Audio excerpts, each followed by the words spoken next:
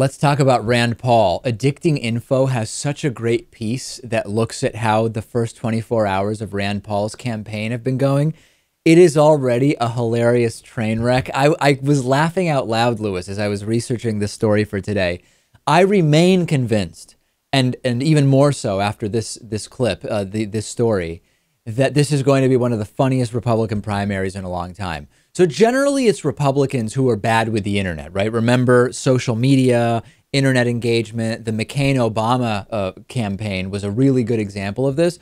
But Rand Paul was supposed to be different. He was supposed to be the guy who appeals to the young crowd, the guy who knows how to use social media, etc. Not working out. Not working out at all. First, there's that very dramatic, epic campaign video that Rand Paul's team put together. We played a little bit of it on Monday. Very engaging, viral, shareable, blah, blah, blah. The video has been blocked by YouTube for copyright infringement. Rand Paul's team, very in touch apparently with internet video and audio, they didn't realize you can't just use other people's stuff. Like, for example, they used John Rich's song, Shutting Detroit Down. They also featured imagery of Chris Christopherson, a folk singer and actor, who said he was shocked to see himself in the video since he, number one, never agreed to be in it, and number two, doesn't even support Rand Paul's politics. He's liberal. So that video is dead, Lewis. You try to go to that. It's linked to all over the internet. That's a dead link. So not a good start for Rand Paul's campaign.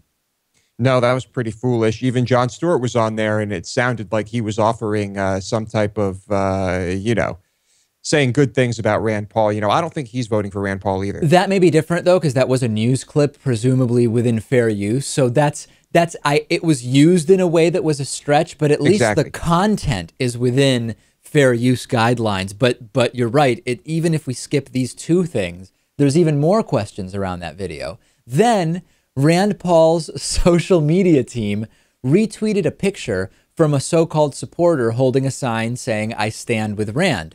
It turns out it was a photoshopped picture of the Aurora, Colorado Batman movie theater shooter James Holmes, photoshopped to say, "I stand with Rand." Disaster. They deleted that within 20 minutes.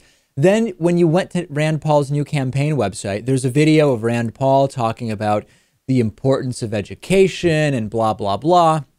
Except they misspelled the word education in the title of the video, saying instead Rand Paul opposed to a one-size-fits-all approach to education. So not the best thing. And then this is so good. Their donation counter, they have like a donation counter that tracks incoming donations to Rand Paul. It says, "Stand with Rand, defeat the Washington machine." Right below the donation count, there's a donation reportedly from an individual named Taco Bonerstink from Atlanta, Georgia. So a laughing stock so far, Lewis.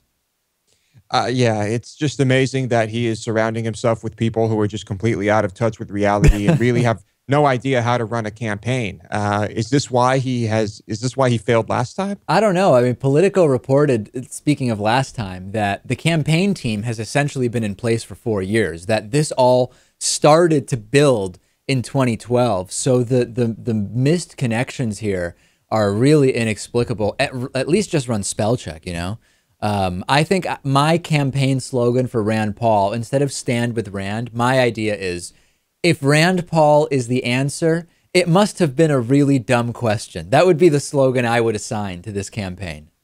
It's not that we think he's the dumbest guy. It's just that, what is he doing? He just has the wrong people involved, and it's just, like you said, it's a disaster. He needs to completely reinvent his campaign. Yeah, it's like a marvelously bizarre gong show followed by incoherent explanations of things as basic as the First Amendment, which he champions himself on as being some of his calling cards. Just none of it makes sense. If you're finding this campaign as funny as I am, tweet me, twitter.com/David Pakman. We'll take a break. Great show today.